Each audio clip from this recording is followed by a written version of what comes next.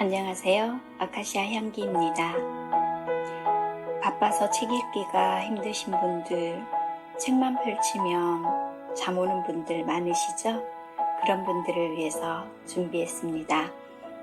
오늘 읽어드릴 책은 신념의 마력, 클라우드 브리스톨 지음.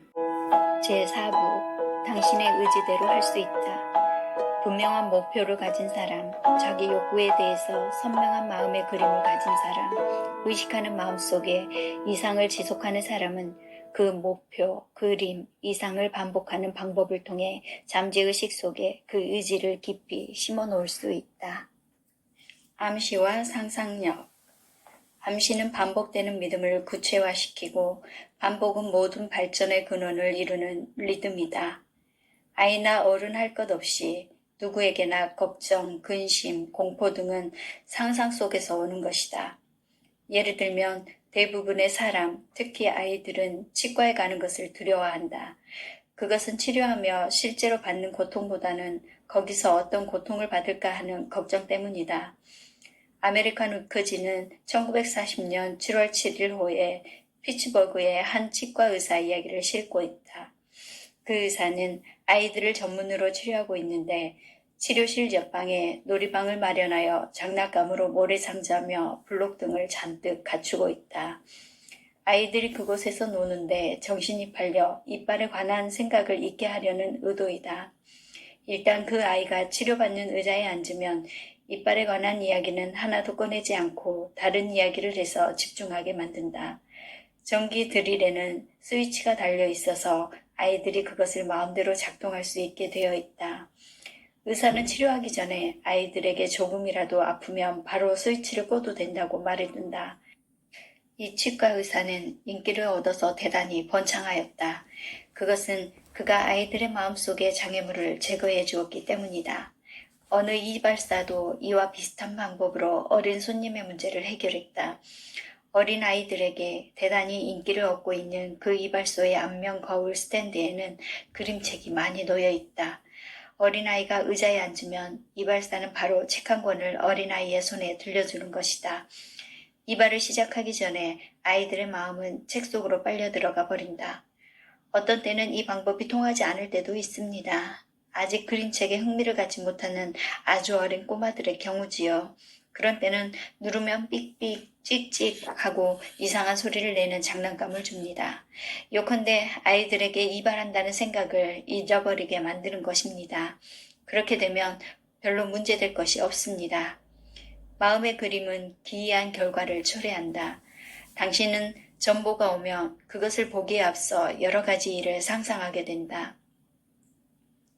전에 몸이 편치 않다고 편지를 보냈던 누이가 쓰러져 있는 모습이 떠오르기도 하고 또는 출장을 간 아버지가 교통사고가 나서 비참한 모습으로 병원 침대에 누워있는 장면이 생각나기도 한다. 그러다가 정보를 보고 나서야 친척이 방문할 예정이라는 내용인 것을 알게 된다. 대부분의 사람은 어떤 불행한 일이 있을 것이라는 상상을 하는 습관을 갖고 있다. 이러한 습관을 버리지 않는다면 결국엔 그것이 자신이나 친구, 가족들에게 마음의 눈으로 본 재앙이 나타나게 되는 것이다. 그러한 재앙을 피하기 위해서도 우리들은 자기의 생각을 조율할 필요가 있다. 어떤 사람은 전화벨이 울릴 때마다 위장에 무언가 가라앉는 듯한 느낌을 받는다고 한다. 그러나 실제로는 정보를 본다든가 전화를 받는 것일 뿐이다. 무엇 때문에 그런 쓸데없는 근심이나 공포심을 기르려 하는가? 상상력이 일으키는 위대한 힘. 호텔방 하나에 서로 모르는 두 여행객이 함께 투숙해 잠을 잔 이야기는 가끔 사람들의 입에 오르내리는 화제이다. 호텔이 10,000원이 되는 바람에 평상시에는 창고로 쓰던 방이 침실로 바뀌어서 두 손님에게 제공된 것이다. 한밤중에 한 손님이 깨어 방 안에 밀폐된 공기 때문에 숨이 막혀 답답하다고 투덜거렸다. 그리고 어둠 속에서 일어나 더듬거리며 창문을 찾았다. 창을 열려고 해도 열리지 않자 그는 구두로 유리창을 깨버렸다. 그들은 상쾌한 공기를 마시며 편안하게 다시 잠이 들었는데 아침에 깨어보니 유리창은 깨지지 않았고 박살이 난 것은 화장실 문의 유리였다고 한다. 2차 세계대전 중 더 위크 매거진에 실린 M 웨스트라는 여자 이야기도 이와 비슷한 것이다. 그녀는 남태평양에서 미국으로 돌아오려고 수송선에 탑승했는데 좁은 선실에는 17명의 여자들로 가득 차 있었다고 한다. 등화 관제로 바깥으로 통하는 창은 모조리 닫혀 있었고 선실은 숨이 막힐 지경이었다. 배는 다음날 아침 출발할 예정이었으므로 전원이 침대에 들어가 불을 끈 뒤라면 창문을 열어도 좋다는 승낙을 받았다. 한 여자가 창문을 열자 여자들은 살았다는 듯이 심호흡을 한 후 모두 편히 잠이 들었다. 그런데 아침에 깨어보니 여자가 연 것은 이중 창문의 안쪽 창이었고 바깥 창은 밤새 닫힌 채여서 통풍은 안 된 채였다. 식량을 배급받아 살던 시절 사람들은 친구 집에 가서 마가린을 버터로 알고 먹기도 했다. 금주령이 내렸을 때에는 가짜 위스키를 병에 담아 진짜라는 딱지를 붙여 팔아도 사람들은 알지 못했다. 어떤 때는 잉어가 도미로 바뀌어도 그 맛을 아는 사람은 하나도 없었다. 현대의 과학은 상상력의 결과로 발생하는 현상들을 증명하고 있다. 우표를 환자의 피부에 붙이고 그것을 겨자로 만든 고약이라고 하면 우표가 붙은 부분에 물집이 생긴다. 개에게 음식을 줄 때마다 종을 울리면 종소리와 음식의 연상작용이 일어나 나중에는 음식을 주지 않고 종소리만 들려주어도 개의 위에서는 위액이 나온다. 음식점에 가면 가까운 자리에 맛있는 음식이 나오는 것을 보면 입안에는 저절로 군침이 돌고 시장기를 느끼게 된다. 양파 껍질을 벗기면 눈물이 나온다. 그런데 누가 멀리 떨어진 곳에서 양파를 벗기는 것을 보기만 해도 눈에 눈물이 나는 사람이 있다. 또 어떤 사람들은 식사를 하고 나면 꼭 소다수를 마셔야 한다고 말한다. 그러나 의학자들은 이것은 단순히 그들이 상상으로 필요하다고 믿기 때문이며 의학적인 근거는 없다고 한다. 레몬을 먹는 친구 옆에 앉아서 휘파람을 불어보라. 잘 불어지지 않을 것이다. 그것은 레몬을 보는 것만으로 그 신맛이 생각나서 입에 저절로 침이 고이기 때문이다. 마크 트웨이는 담배에 대하여라는 짧은 수필에서 다음같이 말했다. 사람들은 좋은 담배와 나쁜 담배를 구별할 수 있다고 자신하지만 사실은 그렇지 못하다. 그들은 담배의 향으로 구별할 수 있다고 하지만 사실은 상표를 보고 구별하는 것뿐이다. 싸구려 담배만 피우기로 소문난 트웨인이 어느 날 한 친구한테서 하나에 40센트나 하는 고급 시거를 몇 개 빌렸다. 그리고 담배의 품질을 표시하는 빨간과 금색의 상표를 모두 떼버리고 자기 담배 케이스에 넣었다. 식사가 끝난 뒤 친구들에게 그것을 하나씩 건네주었더니 모두들 두세 모금 빨고는 내던지더라는 것이다. 친구들은 그 담배가 당연히 트웨인이 피우는 싸구려 담배인 줄 알았던 것이다. 담배 맛을 아는 데는 상상력이 중요한 역할을 한다. 담배는 종류에 따라 향이 달라서 그들 중에는 그 차이를 구별할 수 있는 사람도 있었을 것이다. 그러므로 모두가 다 좋은 담배를 버리지는 않았겠지만 그들의 상상력이 선입관이 되어 트웨인의 값싼 담배려니 하고 생각한 사람이 대부분이었던 모양이다. 상상력이 선입관을 압도한 것이다. 프랑스 철학자 스이 프리에는 약 150년 전에 세계의 미래는 인간의 두뇌로 만들어질 것이다. 말하자면 욕구나 감정에 의해서 세계가 형성, 관리, 지향되고 그것에 의해 인간은 움직여질 것이라고 말했다. 이 예언이 오늘날의 사실로 나타나고 있음을 부정할 수는 없다. 당신이 바라는 것은 인간의 상상력이 가져다주는 강한 힘에 대해서이다. 그것을 깊이 연구하고 끊임없이 경계해야 한다. 잠재의식에 보내는 암시. 당신의 잠재의식을 작용시키는 데 있어 가장 중요한 조건은 바로 신념이다. 이것은 아무리 강조해도 지나치지 않는다. 다음으로 당신의 욕구를 달성하기 위해 잠재의식의 위대한 능력을 작동시키려면 암시를 보내야 한다. 남의 주의를 끄는 매력이나 인격을 갖고 싶은가? 그러면 그렇게 되어 있는 당신의 모습을 마음의 눈으로 보는 것이다. 아니면 당신은 사업에 성공하고 싶은가? 그렇다면 원하는 대로 성공한 당신의 모습을 마음속에 그려야 한다. 또 성공한 사람의 초상이나 좌우명을 방에 걸어두는 것도 좋은 방법이다. 잠재의식의 주의를 불러일으킬 만한 것이라면 무엇을 사용해도 좋다. 내가 이 방법을 어떤 사람에게 가르쳐 주었더니 그는 웃어버렸다. 저런 어리석은, 새 자동차라고 써놓고 그 자동차를 가진 자신을 상상하라니 원. 그는 처음에는 비웃으며 그렇게 말했다. 어쨌든 한번 해보시오. 나는 계속 그를 설득했다. 그는 결국 그렇게 하기로 했다. 그런데 그는 정말로 몇 개월 후에 새 차를 타고 와서 내게 보여주었던 것이다.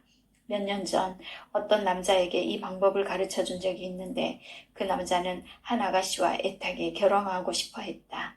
그 후 그는 그 아가씨와 결혼했다. 또 어떤 남자의 최대의 소원은 재산이었다. 그는 이 방법을 사용하여 많은 재산을 모았다. 또 바닷가의 별장이나 커다란 저택을 갖고 싶어 하던 사람들도 이 방법으로 그들의 소원을 이룰 수 있었다. 비밀로 하라. 여기서는 주의사항을 다시 한번 강조하려고 한다.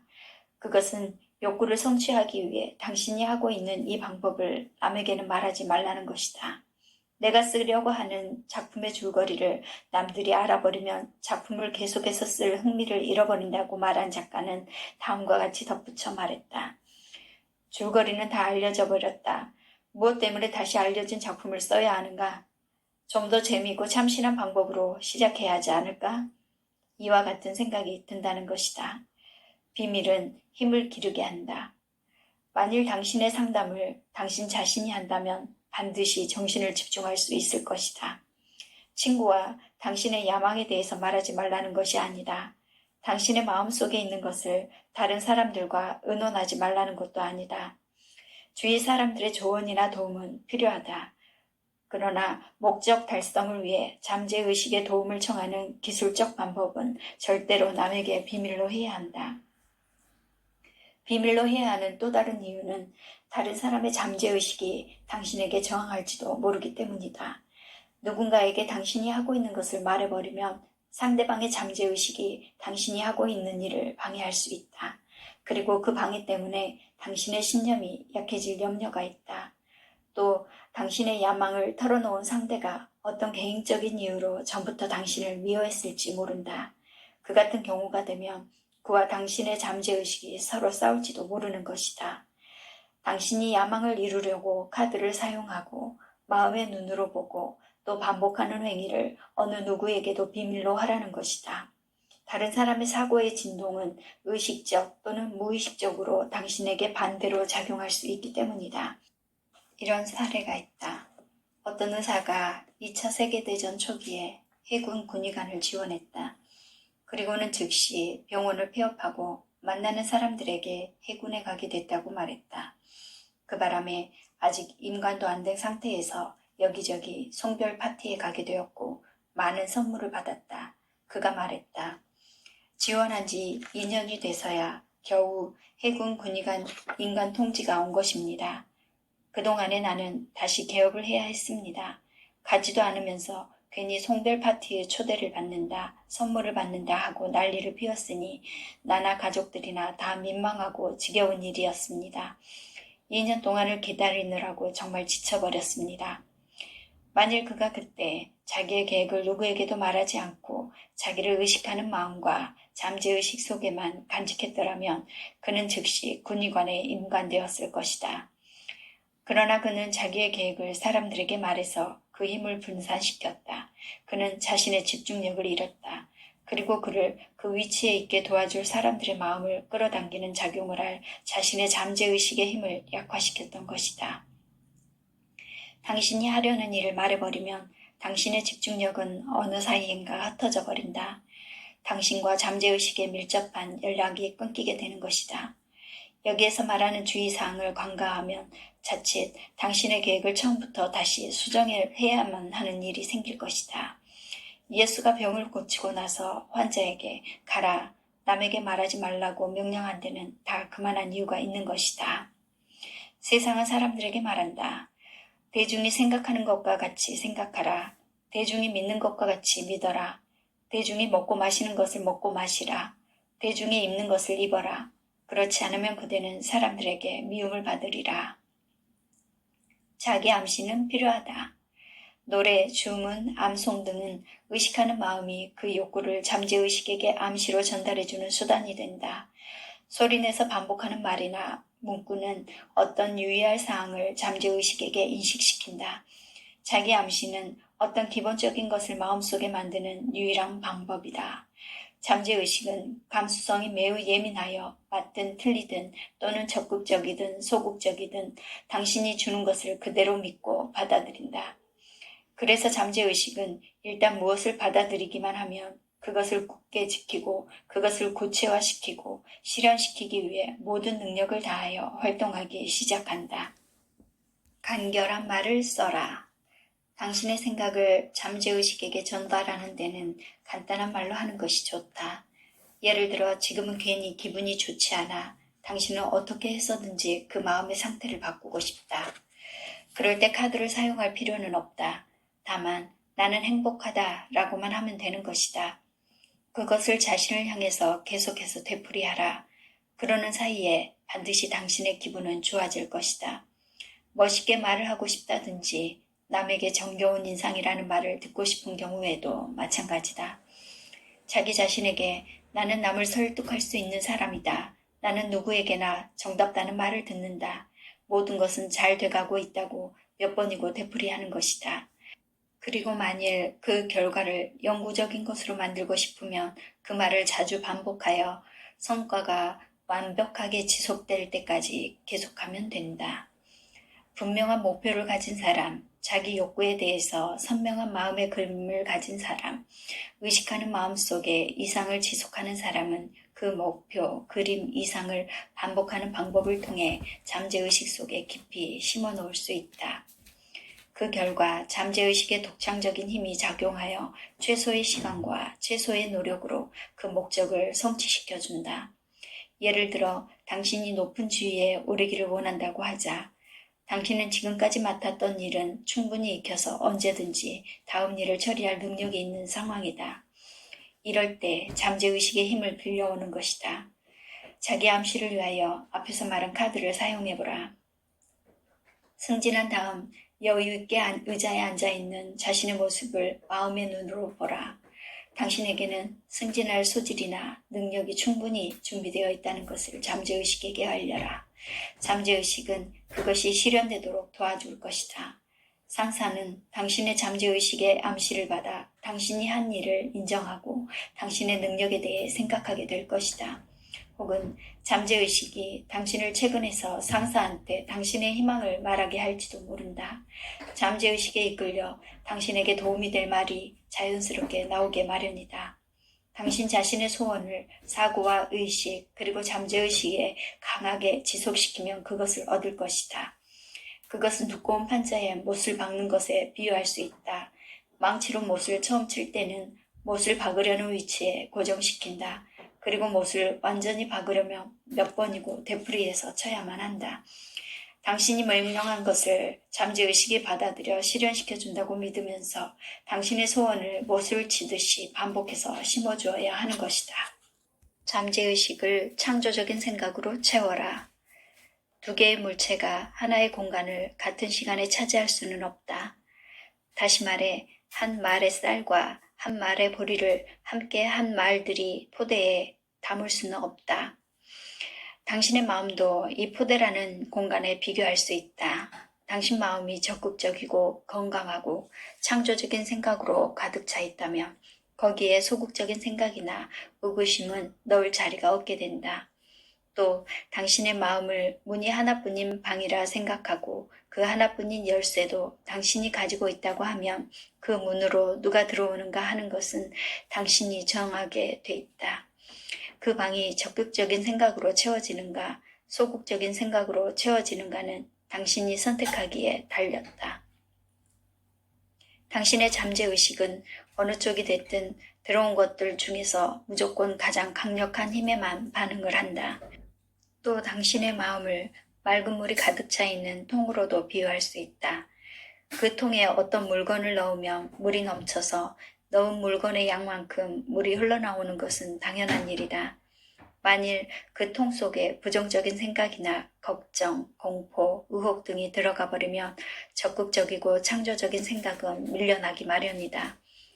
잠재의식에 좋지 않은 생각이 들어가는 것을 허락하지 않으면 당신의 잠재의식은 건재하다.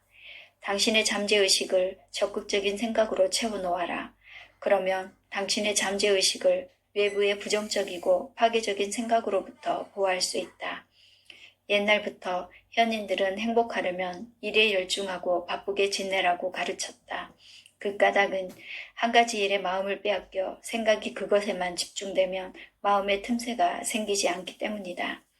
의사, 사업가 등 전문 직업인에게는 오락거리를 가지라고 권하고 싶다. 그러면 그들의 마음은 스트레스로부터 벗어날 수가 있다. 혹은 어떤 사람들은 여행이나 이사를 권하고 새 고장으로 가서 새로운 친구를 사귀라고 말한다. 그러면 살던 곳에서는 벗어나기 힘들었던 문제들로부터 빠져나올 수가 있다. 일할 때나 한가할 때나 당신의 마음을 여러 가지 흥미있는 일로 채워라. 의식하는 마음을 사용하여 당신의 잠재의식을 해로운 생각으로부터 보호해야 한다. 잠재의식은 소중하게 지켜야 할 보물창고일 뿐만 아니라 우리를 위하여 활동하는 살아있는 보물창고이기도 하다. 우리는 우리가 희망하는 것을 잠재의식을 통하여 얻을 수 있는 것이다. 마술사 서스톤은 무대에 오를 때며 몇 번이고 이렇게 되풀이했다. 나는 관객들을 사랑한다. 그래서 내가 할 수 있는 최선의 것을 그들에게 보여주는 것이다. 반복되는 변화. 서스톤은 그의 말대로 항상 관객들에게 최상의 것을 보여주었고 그 때문에 관객들은 그를 사랑한 것이다. 반복은 모든 진보의 근원을 이루는 리듬이다. 이 우주에도 리듬이 있다. 기차는 칙칙폭폭하는 소리로 열차를 끌고 대륙을 횡단한다. 자동차의 엔진은 힘을 만드는 반복의 소리를 낸다. 분명하고 끊임없는 반복은 저항력을 물리치고 장애물을 제거한다. 반복되는 자기 암시 또는 타인 암시는 당신과 다른 사람들을 믿게 만든다. 하버드 대학의 심리학자 맨스터버그 교수는 반복의 가치는 내부적 기구나 마음가짐의 관계에서 확실히 이해된다. 파리의 한 심리학 연구소에서는 같은 레코드를 몇 번이고 반복해 들려준다. 그 레코드는 당신이 건강하다는 것, 당신에게는 고난을 극복할 힘이 있다는 내용이다. 그 연구소의 연구원들은 잠자는 어린이에게 몇 번이나 반복해서 건강하고 훌륭하게 자랄 것, 신경질을 부리지 말 것, 음식은 무엇이든 잘 먹을 것 등을 암시해준다. 그들은 특수한 아이들이 갖는 나쁜 버릇은 무엇이든 암시로서 교정할 수 있다고 굳게 믿고 있다. 잠자고 있을 때는 잠재의식과의 접촉이 깨어있을 때보다 훨씬 쉽다는 생각에서 이런 작업을 하는 것이다. 로마의 역사를 다시 읽어보라.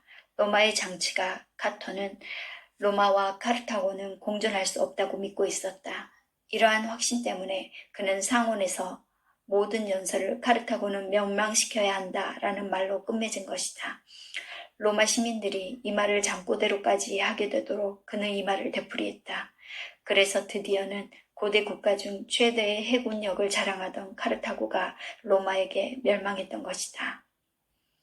남의 의견에 쉽게 동조하지 마라. 다른 사람의 부정적인 생각이 자신에게 영향을 미치는 것을 내버려 두다가 혼란을 겪고 좌절하는 사람이 많다. 이것은 많은 세일즈맨들의 약점이 된다. 그들은 찾아간 고객이 상품의 결점을 말하며 살 수 없다고 하면 자기도 모르게 그 생각을 받아들이게 된다. 그런 부정적인 생각들을 오랫동안 듣게 되면 신념이 강한 사람일지라도 기가 꺾이게 된다. 그런 생각에 대해서는 문을 굳게 닫고 당신 자신의 적극적인 생각으로 물리쳐야 한다.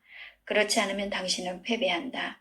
더구나 그와 같은 부정적인 생각과 싸우는 곳은 당신의 마음속에 있는 것이다. 그러므로 당신은 적극적으로 행동하기에 앞서 우선 당신의 의식하는 마음이나 잠재의식을 당신이 지배해야 한다. 그러나 그런 것을 알고 있든 모르고 있든 우리는 모두 암시의 영향을 받고 있다. 우리는 그저 오랫동안 해오던 것이라 늘 하던 생활 방식에 따라 산다. 예를 들면 우리는 일정한 모양의 옷을 입고 일정한 관습을 따르고 있다. 그것은 그런 복장이나 인습이 옳다는 암시를 주위로부터 끊임없이 받고 있기 때문이다. 집이나 교회, 건물과 자동차, 기차도 몇 년씩 비슷한 형이 계속된다. 누가 이런 기존의 방식을 벗어나 새로운 양식이라고 들고 나오면 그 사람은 단번에 미친놈이나 별난 취급을 받기가 십상이다. 조금만 자세히 살펴보면 소위 집단 최면술에 걸린 현상은 우리 주위에서도 흔하게 볼 수 있다. 당신 자신의 눈으로 관찰하는 것을 배우라.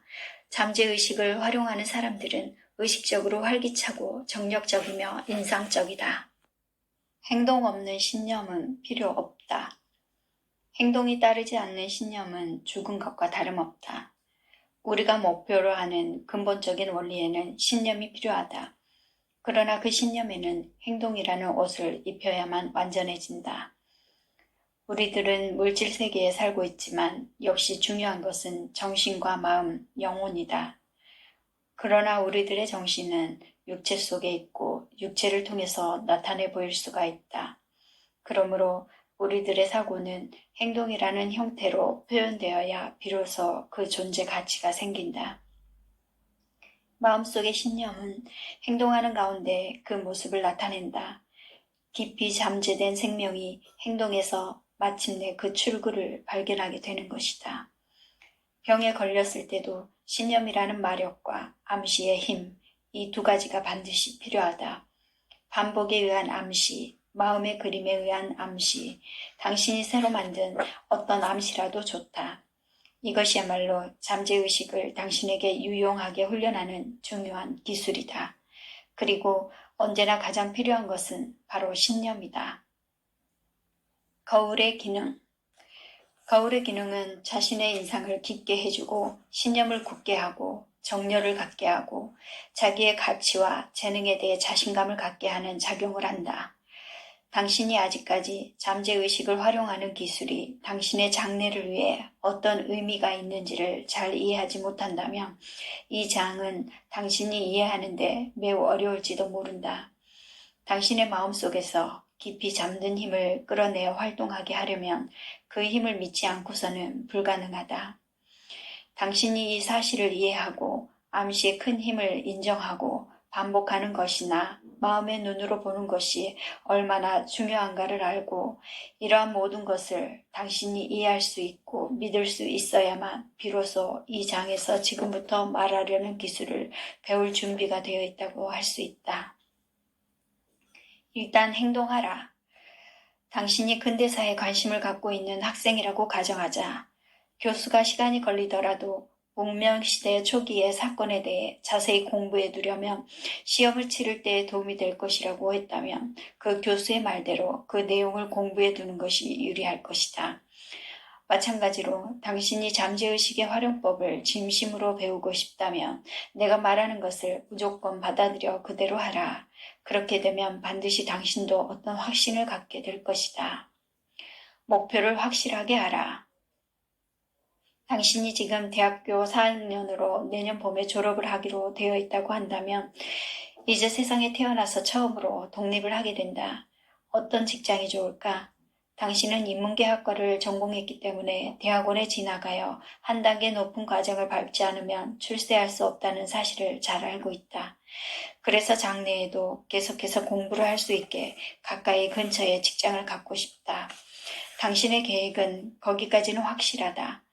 학창시절처럼 어느 정도 시간적 여유가 있는 직장 생활을 하고 싶은 것이다. 대학이 있는 도시나 그 부근의 중고등학교 교사가 적당하다고 생각하고 있다. 그러나 그것보다 더 분명한 계획을 세워야 한다. 필요한 것은 교사직이 아니라 당신이 연구하려는 전공 과목을 가장 잘 배울 수 있는 대학, 즉 당신의 목표에 가장 적당한 대학 근처에 직장을 갖는 일이다. 이처럼 자기의 목표를 구체적으로 분명하게 하는 것이 앞날을 위한 첫걸음이 되는 것이다. 그런 다음에는 당신에게 필요한 적절한 직업을 찾을 수 있다는 당신의 신념은 절대적이어야 한다. 결코 조금이라도 회의적이어서는 안 된다. 암시 카드를 써라. 그러고 나면 다음 과정으로 들어간다. 카드에게 일을 하게 하는 것이다. 목적한 말을 가장 간단하게 암시 카드에 쓰도록 한다. 목적하는 대학이 있는 도시의 이름이라든가 또는 당신의 희망에 가장 적당한 대학 이름을 카드에 기록하라. 그 학교의 위치나 이름의 이니셜 등 목표를 단번에 알려주는 것이면 충분하다. 여기에서 다시 주의할 것은 당신의 목표를 결코 남에게 말해서는 안 된다는 것이다. 이것은 당신이 정해놓은 목표를 당신의 부모, 선생, 친구 등 조언을 해줄 수 있는 사람들에게 말하지 말라는 것이 아니다. 그 사람들은 당연히 당신이 교사직을 구하고 있는 것을 알고 있다. 그러나 당신의 욕구를 실현시키기 위해서는 당신의 잠재의식이 총력을 기울이려 하는 것을 남에게 누설하면 안 된다는 것이다. 의식하는 마음은 당신의 목적에 가장 적당한 학교 등에 대한 어드바이스나 정보를 얻는 것에 도움을 받을 것이다. 그런 사항들은 다른 사람과 의논하지 않고는 알 수가 없는 것이다. 그러나 일단 의식하는 마음이 결정을 내린 다음에는 말이 아니라 생각을 해야 한다. 이제 당신은 희망하는 교사직을 어떻게 구할까 하는 문제를 잠재의식에 보내려 하고 있다.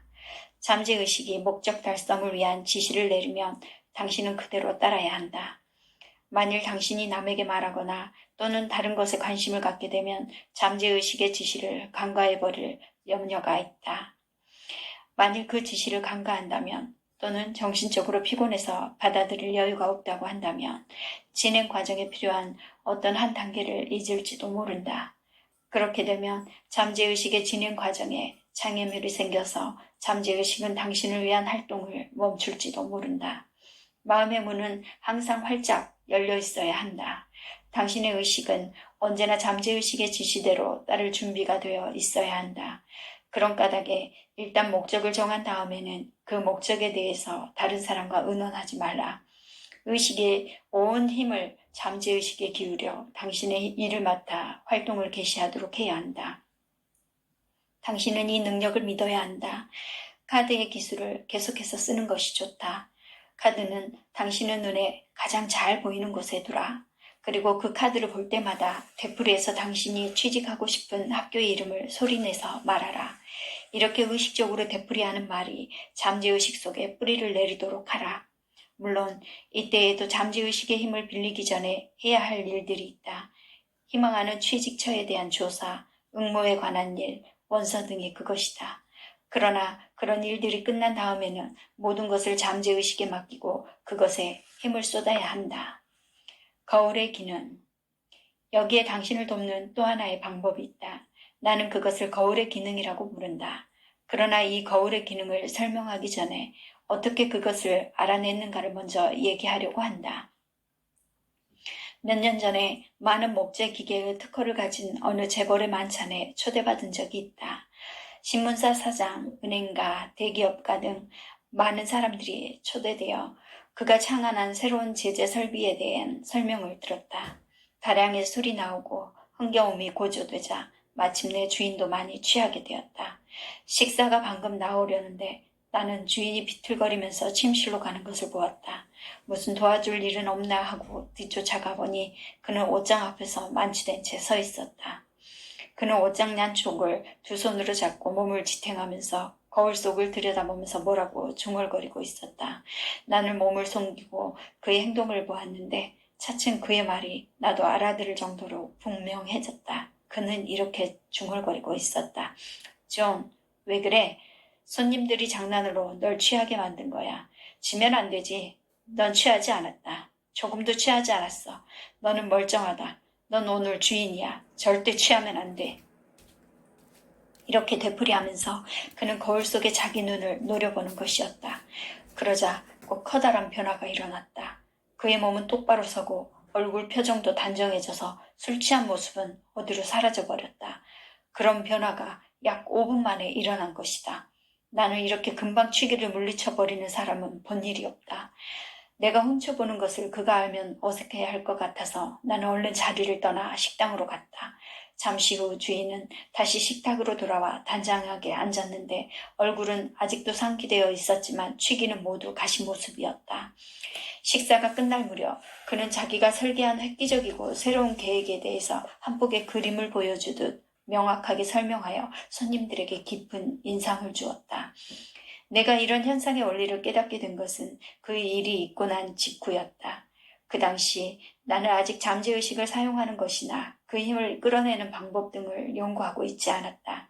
그러나 이 문제를 연구하다 보니 한 사람이 의식적으로 잠재의식을 향해 명령을 하고 있는 모습이 떠올랐다. 그렇게 자신에게 명령을 하는 동안 줄곧 그는 자기를 쳐다보고 있었다. 그가 자신에게 명령하여 취한 상태에서 깨어난 상태로 자기 변화를 하는 과정을 내 눈으로 똑똑히 보았던 것이다. 이것은 이 특별한 기술이 필요하다는 것을 나에게 가르쳐 주었다. 여자의 눈물을 그치게 하는 방법. 몇 해 전부터 사람들이 여러 가지 문제로 상담을 하러 오곤 했다. 그런데 찾아오는 사람들은 이상하게도 여자가 대부분이었다. 그 여자들은 대부분 울면서 이야기를 시작했다. 그때 나의 첫 번째 일은 그녀들을 사람 키 정도로 큰 거울 앞에 서게 하여 자신의 모습을 잘 살펴보게 하는 것이었다. 자기의 눈을 잘 들여다보게 한 뒤 이렇게 물어보았다. 자기 자신이 우는 아이로 보입니까? 삶과 싸우는 용감한 어른으로 보입니까? 내가 물으면 그녀들은 금방 울음을 그치는 것이었다. 여자란 거울 속에 비친 자기 얼굴을 보면 울지 않는다는 사실을 알게 되었다. 그녀들의 울음을 멈추게 하는 이유가 자존심이든 수치심이든 아니면 남에게 약점을 보이기 싫은 심리이든 그것은 그리 중요한 게 아니다. 다만 자기 모습을 거울 속에서 볼 때는 눈물을 멈춘다는 사실이 중요한 것이다. 예부터 위대한 웅변가, 설교가, 배우, 정치가 중에는 이 거울의 기능을 이용한 사람이 많다. 이름난 정치부기자 디 퍼슨에 의하면 영국 수상이었던 윈스턴 처칠은 중요한 연설을 앞두고 반드시 거울 앞에서 연습을 했었다고 하며 미국 대통령 W. 윌슨 역시 그랬다고 한다. 그렇게 해서 연사들은 자기의 잠재의식에 활력을 불어넣는 자신을 보는 것. 연설을 하기 전에 거울 앞에서 예행 연습을 하면 자신의 몸짓이나 말, 음성, 청중을 둘러보는 표정 등 실제로 연단에 올라가서 연설할 때의 모습을 마음속 깊이 그려넣을 수가 있다. 거울을 봄으로써 그 사람의 마음의 진동은 강해지고 말이 갖는 의미나 힘도 커져서 청중의 잠재의식에 정확하게 파고들 수 있게 된다. 사람들은 유명한 전도사 빌리 샌디가 사람을 끌어당기는 힘을 갖고 있을 것이라고 했다. 나는 빌리 샌디의 전성기에 가끔 그의 설교를 들은 적이 있다. 그러나 그 무렵은 내가 잠재의식의 활용에 대해서 아는 바가 거의 없었으므로 그와 같은 위대한 전도사들이 어떻게 사람에게 감동을 주는지 그저 놀라울 뿐이었다. 그러나 이제 우리는 빌리 샌디가 거울의 기능을 잘 활용하고 있었다는 증거를 가지고 있다.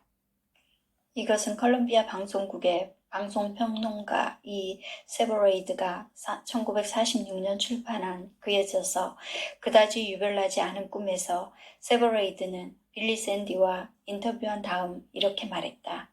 샌디는 호텔방에서 성큼성큼 돌아다니는가 하면 창틀에 한 발을 올려놓고 창밖을 날카롭게 응시하다가 금방 화장대 양쪽을 두 손으로 잡고 거울 속의 자기 모습을 향해 연설을 했다. 빌리 샌디가 거울 속에 숨은 원리를 알았는지 어떤지는 알 수 없다. 그러나 그는 그 사용 방법을 알고 있었다. 당신은 처칠이나 윌슨이나 샌디가 거의 본능적으로 이 방법의 원리를 알아내어 의식적으로 사용할 수 있는 것이다. 자신에게 자기 생각을 팔아라. 모든 세일즈맨이 자주 듣는 조언은 자신을 설득할 수 없으면 다른 사람도 설득할 수 없다는 말이다. 이것은 기본적인 진리다. 역사적으로는 대중적인 운동은 그것이 종교적이든 군사적이든 모두 한 개인으로부터 나온 것들이다. 자기의 생각에 대한 열정적인 신념이 몇 백만이나 되는 군중들의 생각을 움직여 자기 쪽으로 끌어당긴다. 심리학을 모르더라도 한 사람이 넘치는 정열을 갖고 있을 경우 그것은 금방 다른 사람들에게 옮아간다는 것은 누구나 알고 있다. 거울의 기능은 이런 효과를 낳는 간단하고도 효과적인 방법이다. 이것을 사용할 경우 세일즈맨은 자기의 판매력에 대한 신념을 높일 수 있다.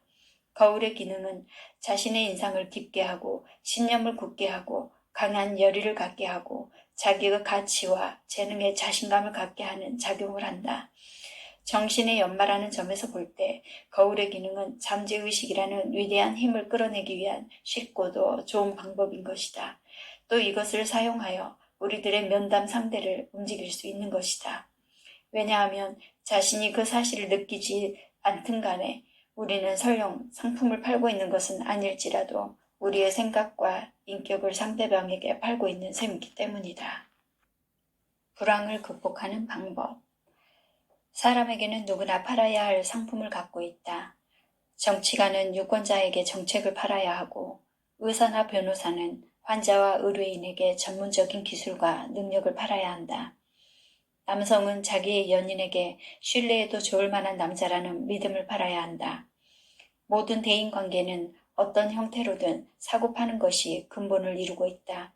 남을 설득시켜 내가 생각하는 쪽으로 끌어당길 때도 역시 마찬가지다. 새 드레스를 갖고 싶으면 남편에게 그 생각을 팔아야 하며 자동차를 사고 싶다며 부모에게 그 생각을 이해시켜야 한다. 그렇지 못하면 결코 원하는 것을 가질 수 없다. 경제 불황이 매우 심각할 때 나는 많은 사업체나 판매업체에서 거울의 기능을 소개하여 많은 성과를 거두었다. 한 파이 제조업체의 경우에는 모든 배달 차량 뒷문 안쪽에 거울을 붙이게 했다. 그러면 세일즈맨들이 배달할 파이를 실으려고 차의 뒷문을 열 때 맨 먼저 거울에 비친 자기 얼굴을 보게 되는 것이다. 나는 모든 배달원에게 거래하는 소매점으로 배달을 갈 때는 오늘은 그곳에 몇 개를 팔겠다고 미리 작정을 하고 가라고 시켰다. 그리고 거울 속의 자신에게 그만큼의 물건을 거래처 카운터 위에 틀림없이 놓고 돌아온다고 말하라고 시켰다. 어떤 배달원은 한 레스토랑의 여주인에게 파이를 몇 개만이라도 팔아보려고 여러 달을 애썼으나 끝내 팔지 못했다는 것이었다. 그래서 그는 거울의 기능을 사용한 다음 다시 그 레스토랑을 찾아갔다. 그러자 그날은 10개나 사더라는 것이었다. 그 레스토랑에 날마다 평균 15개의 파이를 팔게 되었다. 내가 전에 일하고 있던 회사에서는 불황으로 상황이 좋지 않은 적이 있었는데 이 기술을 이용해 보았다. 먼저 사무실의 뒤쪽 타르실에 거울을 걸기로 했다. 거울은 직원들이 그 방을 드나들 때 반드시 눈에 띄는 곳에 걸어놓았다. 나는 거울에 우리가 이겨낸 불굴의 정신에는 불가능이 없다. 우리가 가지고 있는 끈기를 보여주자. 우리가 살아있다는 것을 세상에 보여주자. 오늘은 몇 개를 팔 생각인가 등의 여러 가지 표어들을 하나씩 바꿔가며 붙여놓았다. 그러다가 나중에는 비누로 거울 표면에 슬로건을 써놓았다.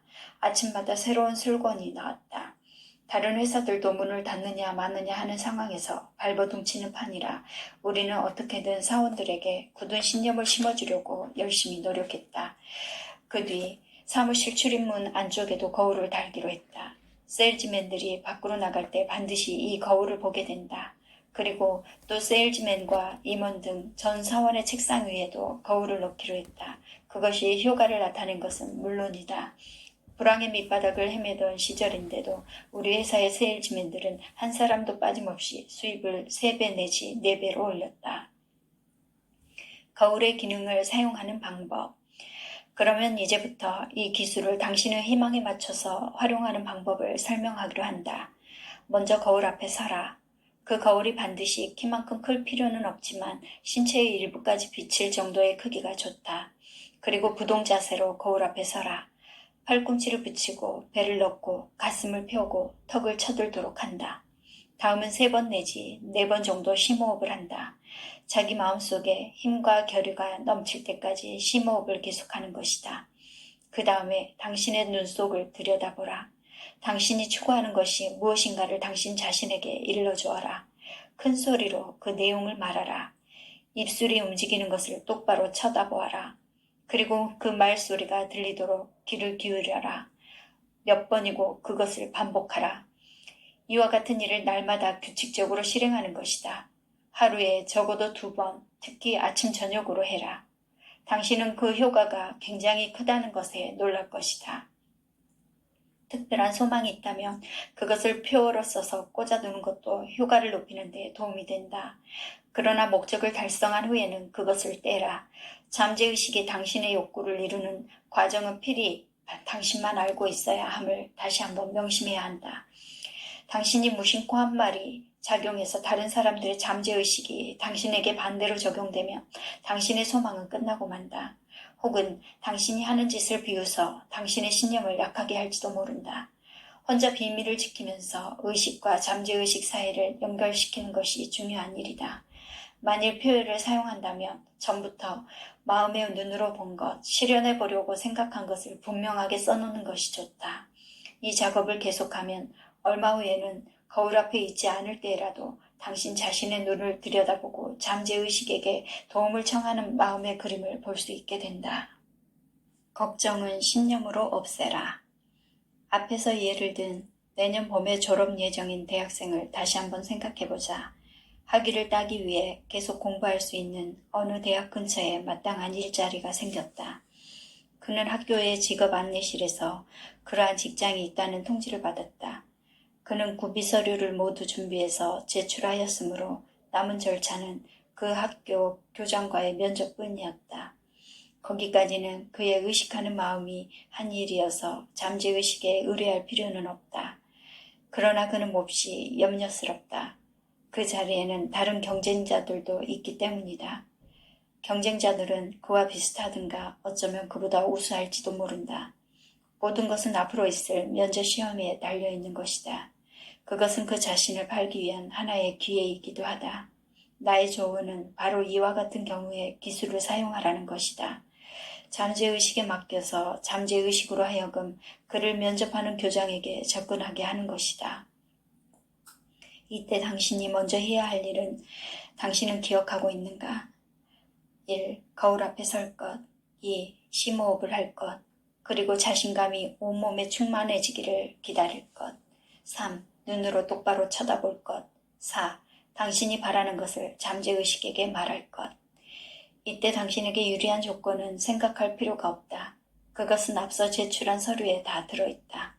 만일 그것이 불충분했다고 하면 당신은 애당초 면접 대상이 되지 못했을 것이다.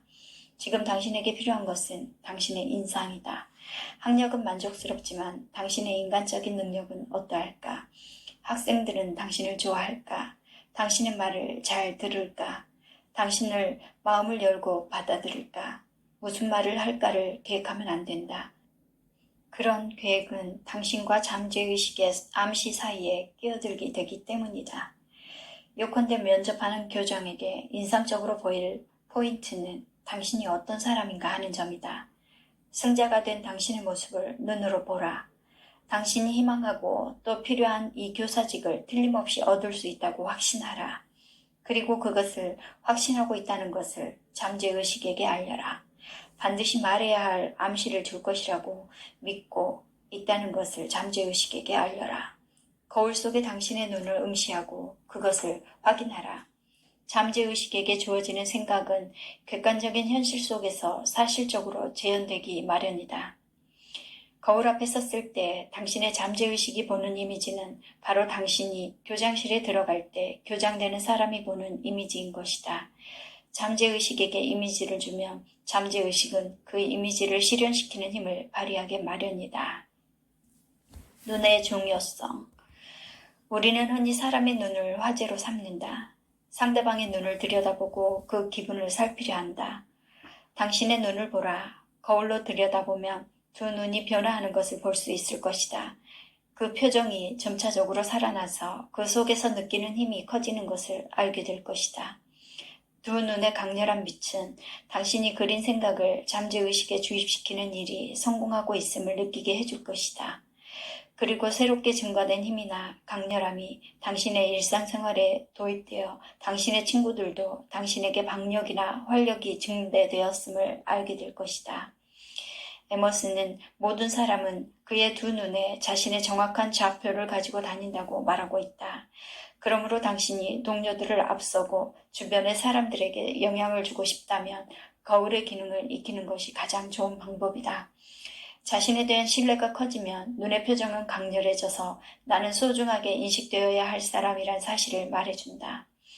거울의 효능은 여기에서 그치는 것은 아니다. 능력과 인격을 높여주고 그 사람의 육체적인 매력도 높여준다. 만일 당신이 누추한 몸가짐으로 걸음걸이나 외모가 단정치 못하다면 거울은 그것을 그대로 당신에게 보여줄 것이다.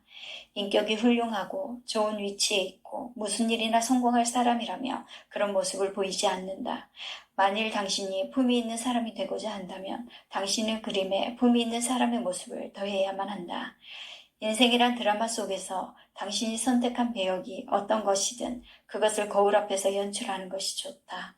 당신의 허영심을 부추기려 하는 것이 아니다.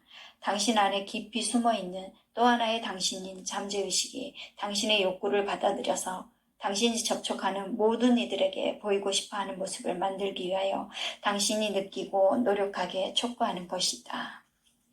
그것은 바로 여기에 있다. 우리는 영감이라든가 예감이라는 말을 흔히 화제로 삼는다. 심리학자 중에는 번개처럼 갑자기 떠오르는 이러한 사고는 사실은 잠재의식의 암시로서 우리들 자신의 체험뿐만 아니라 다른 사람의 경험으로 쌓은 지식도 첨가되어 있다고 하는 사람도 있다. 그러나 이것은 아직 정립되지 않은 설로서 현재로서는 결정적인 증거가 없다. 많은 과학자들은 영감의 번득임에서 여러 가지 아이디어를 얻고 있음은 틀림없다. 작가나 미술가, 작곡가들도 잠재의식에서 오는 영감이나 계시에 의존한다. 그들은 가끔 이 깊은 진리에 대해 느끼기는 하지만 그 뿌리가 예전에 자기 마음으로부터 비롯된 것인지 전혀 깨닫지 못한다. 나는 내가 잠재의식의 이론을 체계화시켰다고 주장하는 것은 아니다. 단지 그것은 여기에 있다라는 사실을 알고 그 힘을 활용할 수 있는 사용법을 만들어 소개하는 것뿐이다. 나의 조언을 받아들여서 그것을 실행하고 당신을 위해 그것이 작용한다는 것을 증명하기 바란다. 부자가 되는 비결. 사람들이 당면하는 가장 힘든 문제 중에 하나가 돈이다. 젊은이들은 나름대로 학교에 가기 위해, 취직을 하기 위해, 그리고 결혼을 하기 위해 돈이 필요하고, 부모들은 가족을 돌보고 사업을 꾸려나가기 위해서 끊임없이 많은 돈을 필요로 한다. 그러므로 지금부터는 이 같은 금전의 부족에 대해 어떻게 대처해 나가야 하는지 생각해 보기로 하자. 우리는 경쟁사회에서 자기 자신이 노력한 것만큼 가질 수 있다. 절대로 거리를 걷는 당신의 발 앞에 돈뭉치가 떨어져 있는 것 같은 마음의 그림을 그려서는 안 된다. 정직한 사람이라면 어차피 그 돈뭉치를 경찰서에 가져갈 테니까 말이다. 돈이 꼭 필요하다는 생각을 당신의 의식과 잠재의식에 보내는 데 집중하라. 그러기 위해서는 우선 돈에 대하여 신중히 생각하고 당신의 필요성을 분석해야 한다. 서두르면 안 된다. 그리고 최종 그림이 알맞는 그림인지 아닌지 확인하라. 당신에게 1억이 있어서 당신이 안심하고 투자할 수 있는 사업에 참여하여 당신의 몫을 가질 수 있다고 하자. 그렇다면 그 돈을 수중에 넣는 것이 당연한 마음의 그림인 것이다. 그리고 이제 그 돈에 마음을 집중시켜라. 당신의 카드에 1억이라고 써 넣어라. 그리고 당신의 눈에 잘 보이는 곳에 그 카드를 붙여라. 당신이 소망하는 그 금액을 하루에도 몇 번씩 말하라. 기회가 있을 때마다 소리내어 말하라. 거울의 기능을 이용해서 거울 속에 눈을 응시할 때에도 당신에게 그 금액을 말하라. 그러면 잠재의식은 활동을 개시하여 당신의 욕구를 채우려고 노력할 것이다. 당신은 잠재의식이 행동할 것이라고 믿고 앞에서 설명한 기술을 실행하는 동안 그 목표가 달성된다고 생각하라. 당신이 구하고 있는 것은 대학 등록금일지도 모른다. 그렇다면 카드의 기술을 사용하라. 거울의 기능을 사용하라. 기회가 있을 때마다 되풀이하라.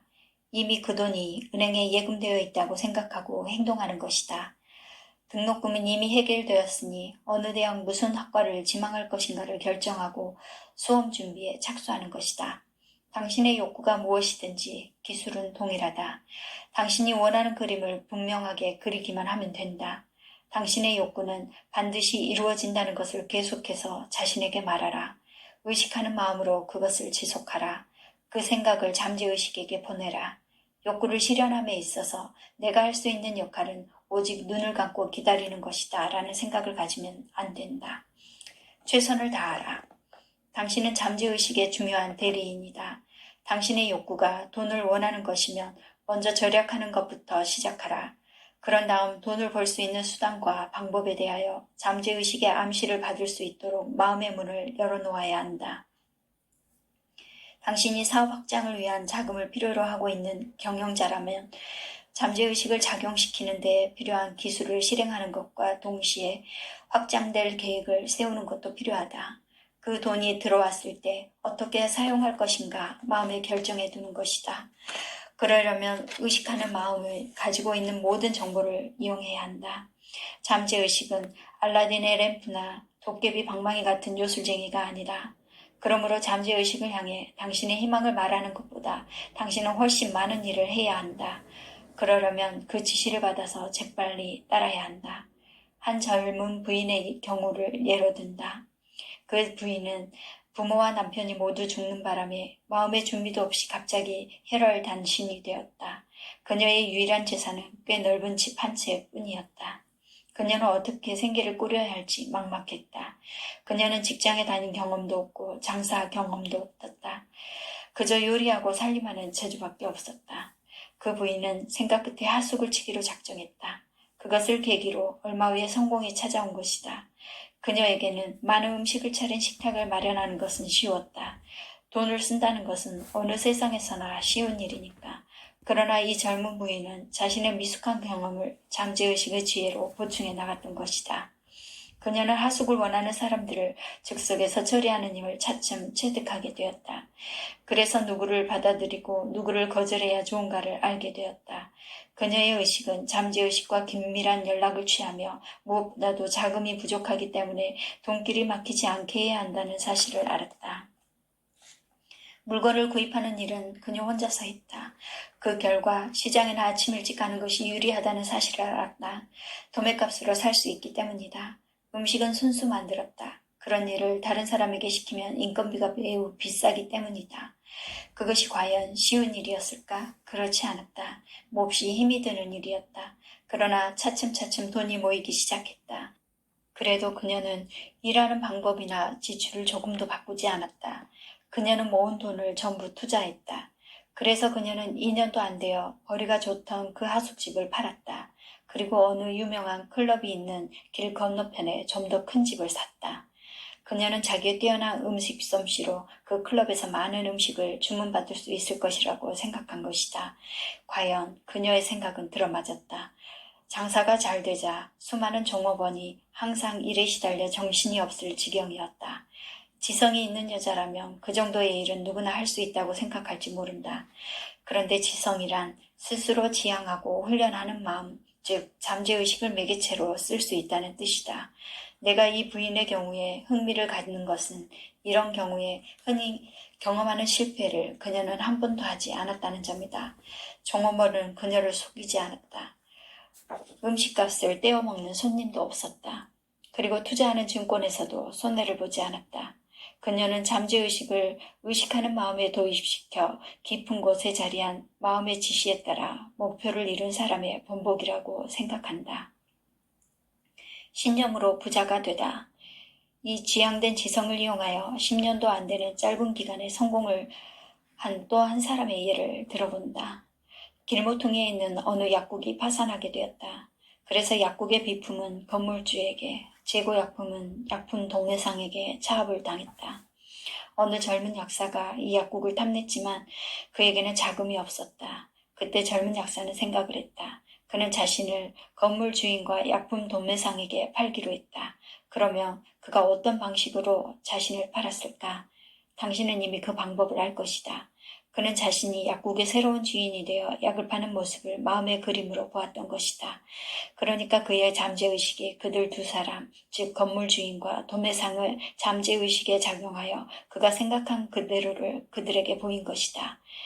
두 사람은 이 젊은 약사를 믿고 약국의 비품과 재고품을 그에게 맡겼다. 그는 약국을 다시 열었다. 그의 아내도 적극적으로 그를 도왔다. 그녀는 드링크류에 약품을 팔기도 하고 계산도 했다.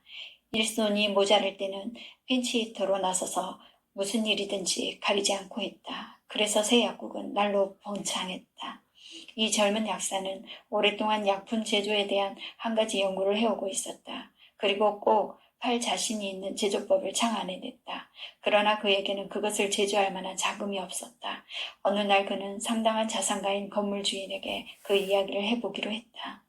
그는 자신의 계획에 대한 신념이 강했기 때문에 건물 주인을 설득하는 일은 그리 어렵지 않았다. 건물 주인은 그를 믿고 돈을 투자했다. 젊은 약사는 약국을 닫은 후 몇 달 동안이나 건물의 지하실에서 연구를 계속했고 제조한 것을 약병에 넣었다. 이렇게 제조한 것이 팔리기 시작하자 사업은 더욱 번창해 갔다. 약은 전국적으로 퍼지게 되었다. 2, 3년이 지나는 동안 젊은 약사는 건물 주인에게 빌린 돈을 다 갚았고 그 자신의 이익금도 많이 벌었다. 얼마 후에는 더 많은 돈을 벌게 되었다. 지금 그는 처음 약국을 시작한 그 건물 전체를 소유하고 있다. 여기에 또 하나의 성공담을 소개한다. 그 자신의 말에 의하면 당시 그의 생활은 매우 비참했다. 어느 날 밤 그는 아내와 함께 교회에 갔다가 집으로 돌아오는 도중에 어떤 암시를 받았다. 무언가가 나를 인도하여 전에 아버지가 사용하던 미용에 필요한 로션 타입의 발모제를 제조하는 방법을 연구하게 했습니다. 제조 방법을 창안한 그는 고물상 같은 곳을 뒤지며 빈 병을 모으기 시작했다. 그것을 집으로 가져온 뒤 깨끗이 씻어 자신이 만든 로션 발모제를 담았다. 그것을 가지고 각 이발소와 미장원을 방문하며 팔기 시작했다. 그는 언제나 확신을 가지고 판매에 임했으므로 제품은 날개 돋친 듯이 팔렸다. 얼마 되지 않아서 그는 조그만 공장을 하나 차렸다. 제품의 인기가 날로 높아가자 그는 판매 조직을 갖게 되었고 도매상으로도 제품을 팔게 되었다. 이것도 몸 안에 있는 그 무엇이 이렇게 하라는 지시를 믿는 신념의 마력에 의한 하나의 사례이다. 모든 사물은 사고에서 비롯된다. 갑자기 부자가 되는 이런 이야기는 마치 어린 시절에 즐겼던 옛날 이야기처럼 우리를 흥분시킨다. 그러나 물질 세계의 모든 것은 본래 누군가의 마음속에 있던 하나의 생각이었다는 점을 명심하기 바란다. 나는 몇 년 동안 수영복 제조로 유명한 얀첸 회사를 지켜보았다. 이 회사는 정말로 무일푼으로 출발한 회사인데 그 성공담은 어떤 소설가의 걸작보다 재미있다. 이 회사의 사장 겸 회장인 제인 바우어 씨가 나에게 보낸 편지를 여기에 그대로 인용한다. 선생님 말씀대로 어떤 사람들은 설명할 수 없는 그 무엇이 있어서 그 사람을 성공적인 생애로 이끄는 것 같습니다. 그런데 열심히 노력하고 있는 다른 사람들은 그럼에도 불구하고 그 몸 안에 만족과 행복을 가져다주는 그 무엇이 없는 것입니다. 나는 지금까지 정의를 내릴 수 없는 정신적인 이것을 연구하려고 체계적인 시도를 해본 적은 없습니다. 그런데 우리 부모, 그 중에서도 어머니가 그것을 내게 심어주신 것 같습니다. 자식들이 이런 일은 할 수 없어 라든가 저 일은 곤란해 라고 말하면 어머니는 언제나 다른 사람들이 할 수 있는 것이라면 너 역시 할 수 있어. 필요한 것은 그 일에 익숙해질 때까지 계속해서 하는 것이지. 그래야만 다음에 더 큰 일도 해낼 수 있게 된단다. 크다든가 작다든가 하는 이유로 어떤 일에서든 뒷걸음질을 해서는 안 된다고 타일러 주었습니다. 그리고 어머니는 자식이 어떤 일에 대해서 불평을 말하거나 투덜거리면 이렇게 말했습니다. 불평을 해서는 안 된다. 이렇게 좋은 세상에서 살고 있는 것을 감사해야지. 불평하는 대신 용기를 갖고 웃으면서 자기 주위에 있는 어려운 사람을 도와주도록 하여라. 우리는 형제 자매가 넷인데 셋은 아들이고 하나는 딸이었습니다. 우리는 아주 행복했습니다. 이것은 부모님의 가정교육 덕분이라고 생각합니다. 어머니는 늘 훈계를 하고 아버지는 거기에 보태서 이렇게 말했습니다. 언제나 밝은 쪽만을 보도록 노력해라. 사물의 어두운 면을 보려고 해서는 안 된다. 이와 같은 가정교육은 요즘은 보기 드물다. 어쩌면 전혀 볼 수 없는 교육인지도 모른다. 지름길을 찾지 마라. 어떤 일이나 지름길이라는 것은 없다. 현대는 경쟁이 지나치게 격심하여 어떤 주의에 대하여 가장 뛰어난 준비를 하고 있는 사람만이 그 주의를 차지할 가능성이 있는 것이다. 주의해야 할 것은 마음의 힘이라 해도 이와 같은 준비를 대신해 주지는 않는다는 사실이다. 당신이 잠재의식의 협력을 정당하게 요청한다면 잠재의식은 틀림없이 당신의 목적을 위하여 준비하도록 지시할 것이다. 당신의 목표 달성의 첫 걸음으로 필요한 훈련을 하도록 명령하라. 방금 군에서 제대한 청년이 하루 만에 큰 공장의 공장장이 될 수는 없는 것이다. 그는 한 계단씩 단계를 거쳐야만 그 주위에 올라갈 수 있다. 그러나 마음의 힘은 그 길로 이끄는 방향타가 되어 그의 승진을 빠르게 하고 정신을 집중하게끔 그의 능력을 모조리 끌어냄으로써 최선을 다하게 만드는 것이다. 당신은 먼저 당신이 원하는 주의를 가질 만한 역량이 충분하다는 것을 확신해야 한다. 자기의 자질과 능력에 대한 자신이 없으면 어떻게 당신을 팔 수 있겠는가?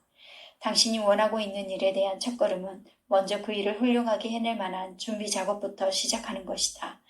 마음의 힘으로 당신의 능력이나 훈련까지 대신하려고 하는 것은 지나친 욕심이다. 어느 회사의 중역이 나에게 이런 말을 한 적이 있다. 대부분의 구직자들에 대해 곤란하다고 생각하는 것은 그들이 열중하는 것은 자신에만 관련된 일이어서 고용주에게 어떻게 도움을 줄 것인가에 대한 생각을 조금도 보여주지 않는 일입니다. 입사시험 면접 시 면접관들은 그 응시자가 어느 정도 쓸모가 있는가를 살피느라 고심한다는 사실을 그들은 모르는 것입니다. 이런 경우야말로 마음의 힘이 당신을 구원할 때이다. 당신이 탁자를 사이에 두고 중역과 마주 앉아 있고 어떻게 해서든지 취직하고자 열망하고 있다면 마음의 힘을 사용하여 잠재의식에게 이것은 중요한 일이야 라고 말하라. 그리고 올바른 대답을 위한 잠재의식의 지시나 암시를 구하는 것이다.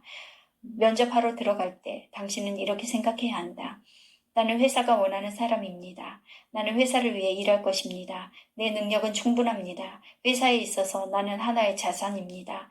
당신은 그 사실을 내 눈 속에서 찾아낼 수 있습니다. 내가 들어갈 때, 당신이 지시하는 의자에 내가 앉을 때 당신은 그것을 확인할 수 있습니다. 당신은 내가 회사에 필요하다는 사실을 알기 때문에 틀림없이 나를 채용할 것입니다. 생각대로 된다. 만일 당신이 그렇게 생각하면 그렇게 걷고 앉고 이야기해야 할 것이다. 당신은 반드시 그 회사에 취직될 것이다. 또 당신이 유능하다면 당신은 계속해서 그 직업을 지켜나갈 것이다. 당신은 잠재의식의 지시에 의존하고 있어서 고용주 또는 당신 자신에 대하여 만족하게 임무를 다할 수 없다면 애초에 이렇게 하려고도 하지 않았을 것이 분명하다. 잠재의식과의 연결 통로를 항상 열어놓고 언제나 잠재의식과의 교감을 유지해 나가면 당신은 항상 좋은 지시를 받을 수 있을 것이다. 이것은 매우 중요한 일이다. 잠재의식과의 밀접한 교류를 지속해 나가고 또 잠재의식과 의식하는 마음을 항상 일치시켜 두는 것은 당신의 책임인 것이다.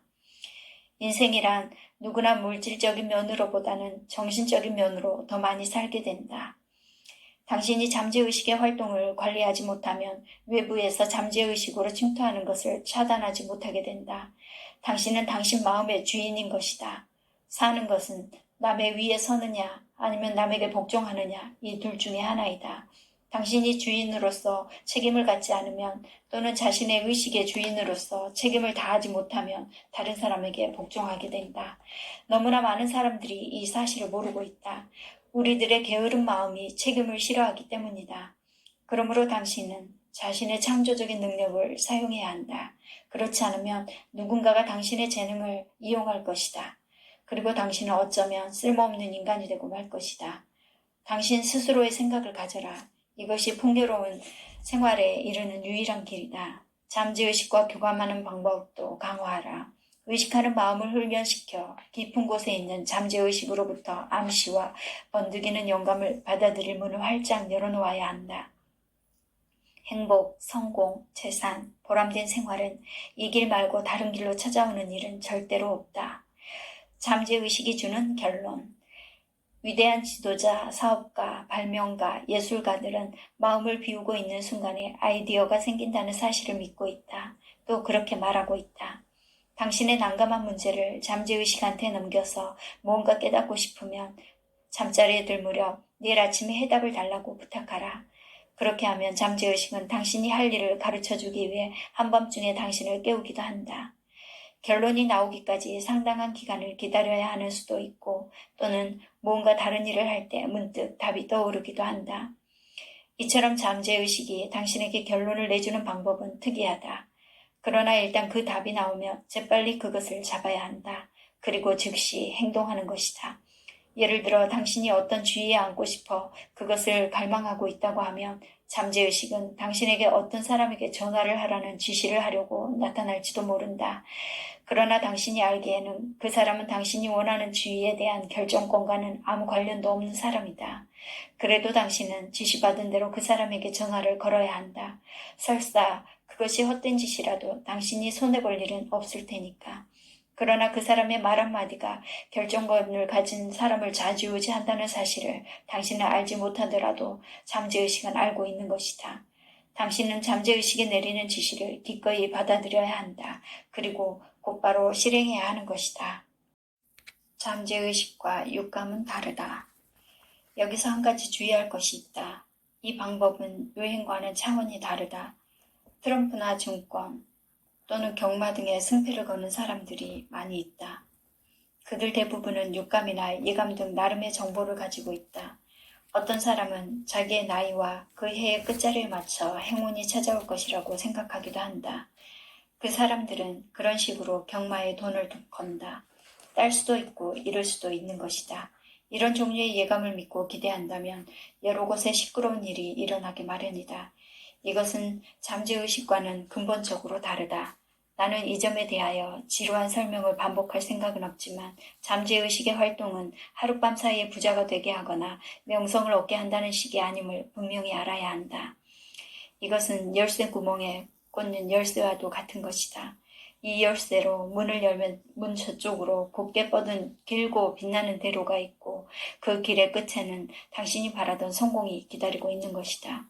당신은 의식하는 마음에 의해서 무지개 다리를 건너는 아롱대는 당신의 꿈을 꾸는 것이다. 그리고 그 꿈의 실현을 잠재의식에게 맡기고 잠재의식이 당신의 인생을 빛내줄 것을 믿는 것이다. 그렇게 되면 뜻한 바를 이룰 수 있다. 당신이 굳은 신념으로 그것을 지속한다면 당신은 틀림없이 그 목적지에 도달할 것이다. 그 길이 얼마나 먼지, 도중에 얼마나 많은 장애가 있는지, 그리고 얼마나 많은 인내와 노력이 필요한지 그것은 아무도 모른다. 당신의 사정에 따라 이와 같은 사항들이 결정될 것이다. 당신이 학생이고 외과 의사가 되기를 희망한다고 하자. 그렇다면 당신의 앞에는 오랫동안의 교육기간이 있다. 이런 경우는 당신의 잠재의식은 충동에 의해 빠지기 쉬운 잘못으로부터 당신을 구해줄 수 있을 뿐이며 잠재의식의 지시를 기다리거나 기술을 사용할 시기는 아니라고 생각한다. 또 당신이 장래에 훌륭한 여배우가 되려는 꿈을 지닌 소녀라고 하자. 그렇다면 앞길에는 많은 난관이 있을 것이다. 예술 분야에 있어서의 성공은 희생, 헌신, 노력, 그리고 재능의 결과로서만 얻을 수 있다. 사람들은 여기에 행운이란 것을 추가하려 한다. 그러나 운이라 믿을 것이 못 된다. 만약 당신이 잠재의식의 인도를 받으면 당신의 노력 하나하나가 모두 효과를 발휘할 것이다.